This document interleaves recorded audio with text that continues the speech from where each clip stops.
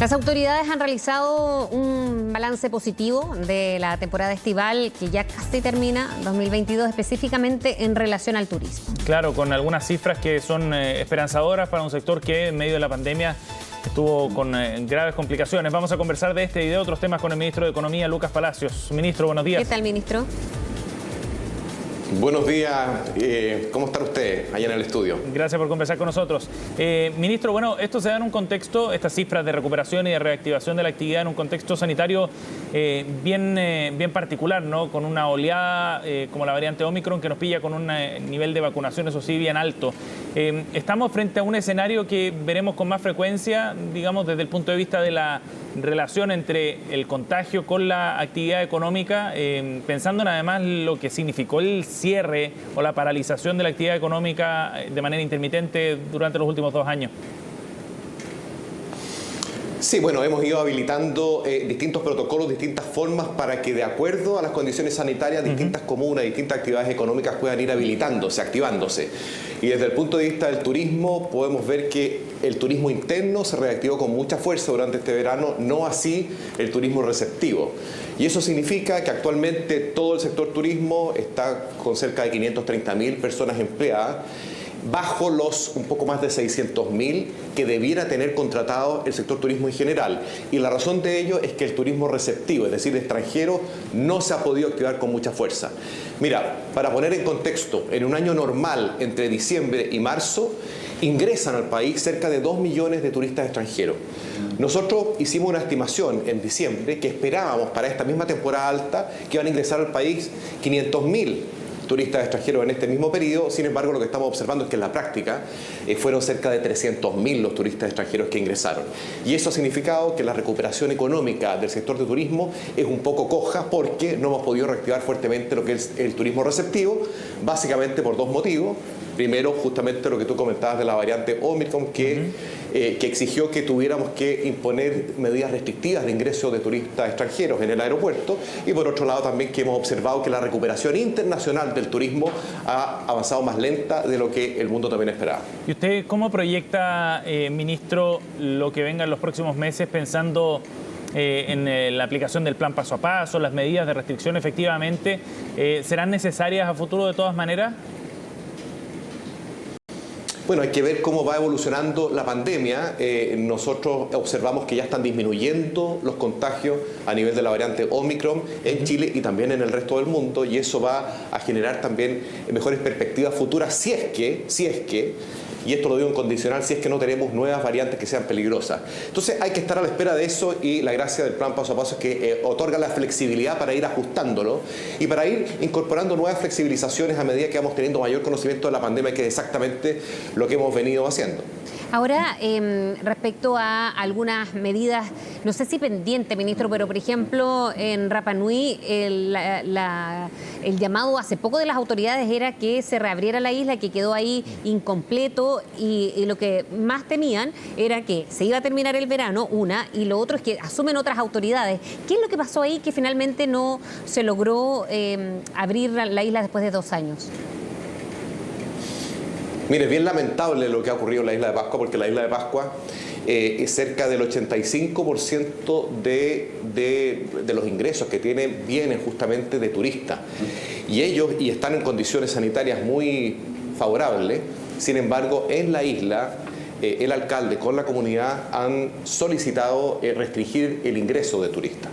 Lo que nosotros hubiéramos esperado, y hemos tenido conversaciones con el alcalde, con la comunidad, es con todas las condiciones sanitarias permitir el ingreso progresivo de turistas, justamente para ir reactivando esas actividades que no solamente son económicas, sino que también tienen que ver con la dignidad de las personas que ejercen ciertas actividades económicas y sociales.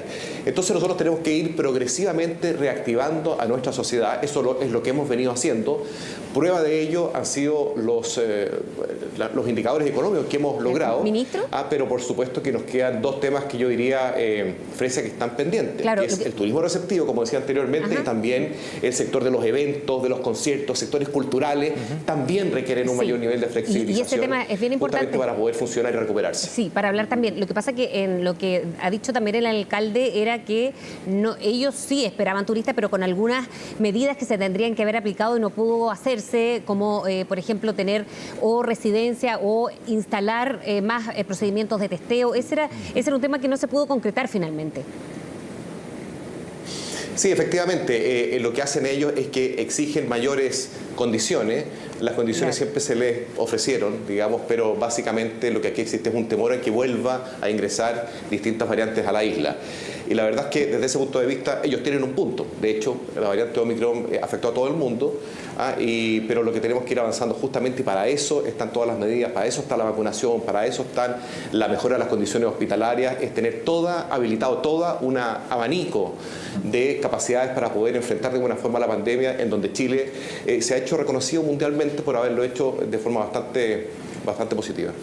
Ministro, queríamos hablar también de otro tema que tiene que ver con la preocupación que existe por el impacto que pueda tener en Chile el efecto de la guerra en Ucrania. Hemos visto un aumento en el precio del petróleo bien importante, superó los $120 por barril, el barril Brent al menos, que sirve como una referencia, pero en síntesis se prevé un aumento del precio del petróleo en un momento en que estamos con alta inflación. ¿Cómo cree que eso va a afectar el crecimiento y el rendimiento de la economía chilena durante este año y en particular la inflación acá en el país? Bueno, nosotros somos una economía en Chile pequeña, muy abierta al mundo. Somos importadores netos de una serie de productos y commodities y de alimentos también, dentro de los cuales está el petróleo. Nosotros tenemos un sistema de estabilización de precios, pero lo que hace es mitigar alzas de los precios internacionales del crudo, pero no lo neutraliza totalmente. Y efectivamente, esta crisis Rusia-Ucrania puede tener efectos en el mundo entero y también en Chile, y eso puede generar una presión inflacionaria en los próximos meses. Por eso, Sebastián, es tan importante que las decisiones de política económica y también en la Convención Constituyente sean muy prudentes y serias, porque para no afectar las condiciones de estabilidad que son súper necesarias para que la economía pueda desarrollarse de buena forma. Hoy más que nunca necesitamos mucho rigor, mucha prudencia respecto de las políticas que se van a aplicar, justamente porque lo que necesitamos es que no se estabilice, no se estanque la inversión, que es que finalmente lo que produce es productividad y nuevos empleos que todavía necesitamos mucho por recuperar. Sí, a propósito de empleos, en la última encuesta de Criteria reveló que había mucho interés de que la primera medida que se implemente en la próxima administración sea el sueldo mínimo y llegar a 500.000 pesos. ¿Usted lo ve viable en un mediano plazo o un más corto plazo, ministro? Hay que ser cuidadoso. Yo entiendo que hay muchas personas que necesitan un sueldo más alto y nosotros tenemos que ir avanzando como país hacia un sueldo mínimo cada vez mayor. Sin embargo, creo que ahora el punto focal, o quizás lo más urgente, es recuperar cerca de 600.000 puestos de trabajo que todavía falta por recuperar. Creo que ahí tienen que estar los mayores esfuerzos, y solamente después de ahí buscar entonces mejorar las condiciones de sueldo mínimo. Por lo demás, el Estado complementa los sueldos más bajos a través de distintas políticas públicas. Acabamos de ver, por ejemplo, la pensión garantizada universal, que mejora las condiciones de los adultos mayores. Bueno, también existen otras medidas que favorecen los ingresos de las personas más vulnerables, sobre todo cuando las familias son más grandes. Entonces, hay que ver en su conjunto una serie de medidas de tal manera que no se quede nadie bajo el tren de la recuperación económica. Y hoy en día, a mi juicio, lo más importante es poder recuperar los empleos perdidos, sobre todo de las mujeres, que son las que están más rezagadas. Y en ese sentido, la posibilidad entonces de avanzar en esta línea, de llegar a los 500.000 pesos, ¿usted no la ve como factible, digamos, a corto plazo, dadas las condiciones, digamos, macroeconómicas, también las proyecciones que hay para el crecimiento de la economía chilena? Mire, lo que pasa es que esto no se trata de tener los anhelos. Por supuesto que yo tengo ese anhelo como todos los chilenos. ¿Quién podría estar en contra de eso? Y ojalá sea más que eso. Sin embargo, hay que ir tomando decisiones que sean viables, que sean factibles, que sean financiables. Dado que este es un país pequeño, Chile hemos tenido una política fiscal expansiva durante los últimos años para hacer frente a la situación económica y social que ha dejado la pandemia, y ahora lo que tenemos que ir haciendo es tomando decisiones que sean serias y prudentes hacia el futuro para que nadie se quede abajo. Entonces, mucho más allá de los anhelos que todos tenemos, lo que hay que tratar de viabilizar políticas públicas que le lleguen a todos, sobre todo a las personas más pobres. ¿Es poco realista esa política, ministro? Yo creo que hay que priorizar. No se puede hacer todo. ¿Cuánto uno quisiera aquí estar parado en este ministerio? ¿Cuánto me hubiera gustado a mí tomar decisiones que sean más rápidas, que favorecieran a más gente, que sean con mayor, más generosas desde el punto de vista fiscal, pero nosotros hemos sido reconocidos, Chile, en el mundo entero, dentro de las políticas fiscales más expansivas, de mayor apoyo desde el Estado a las personas durante la pandemia. Por lo tanto, uno es lo que uno quisiera y otro es lo que es realmente viable y financiable. Porque hay que mantener políticas sociales que sean sostenibles en el tiempo. No sacamos nada con hacer una política hoy que el día de mañana no podemos financiar. Entonces, para eso, y para mí sería muy fácil decir, mire, sí, hay que subir el sueldo, hay que aumentar los subsidios, hay que hacer todo eso. Sería muy fácil, pero yo quiero ser responsable porque sé que el próximo gobierno va a tener la dificultad de tener que priorizar, porque eso es lo que nos toca hacer a los gobiernos, tener que priorizar. Y hoy en día la prioridad más importante está en no detener los motores de la economía, no detener la inversión y no detener la creación de empleo, porque todavía hay mucha gente que no lo ha recuperado. Ministro Palacios, muchas gracias por hablar con nosotros esta mañana. Gracias, ministro.